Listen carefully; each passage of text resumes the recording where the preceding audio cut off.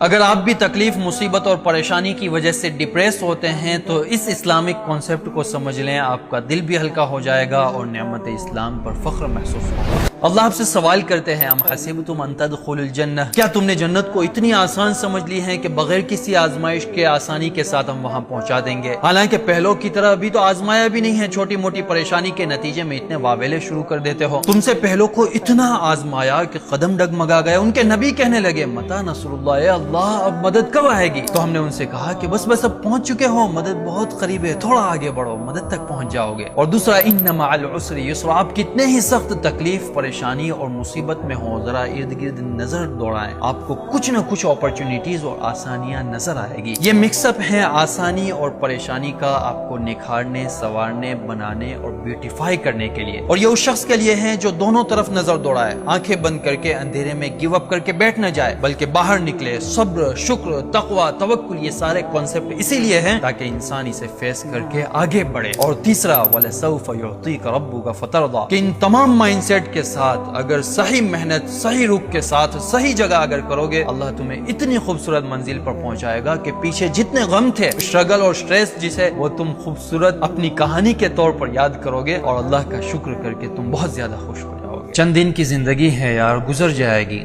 گناہوں میں بھی گزر جائے گی اور نیکیوں میں بھی گزر جائے گی۔ گناہوں میں گزری تو تھوڑے وقت کا مزہ ہے، پھر ہمیشہ کا عذاب ہے، اور نیکیوں میں گزری تو تھوڑے وقت کی تکلیف اور صبر ہے، لیکن پھر ہمیشہ کی جنت اور راحت ہے۔ میرے آقا نے ارشاد فرمایا کہ انسان تو بڑا سمجھدار، عقل مند ہے، پروفیشنل ہے نا، اپنا نفع دیکھتا ہے۔ تو دنیا اور آخرت دونوں کے درمیان جب پرائیورٹی کی بات ہو تو ایک پوائنٹ ضرور دھیان میں رکھنا، دنیا کی راحت، نعمت، جوانی اور خوبصورتی کے دھوکے میں کبھی جنت سے کمپرومائز مت کرنا۔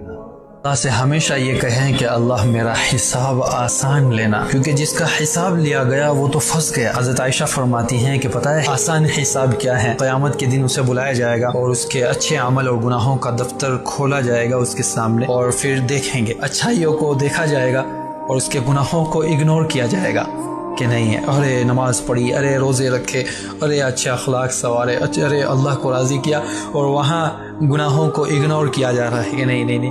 پھر جب دفتر ہو جائے گا نیکیوں کا، بند کیا جائے گا اور اسے سیدھے ہاتھ میں دے کر کہا جائے گا آئیے یہ جنت کا راستہ ہے، یہ تمہاری جنت ہے۔ یہ کس نتیجے میں ہوگا؟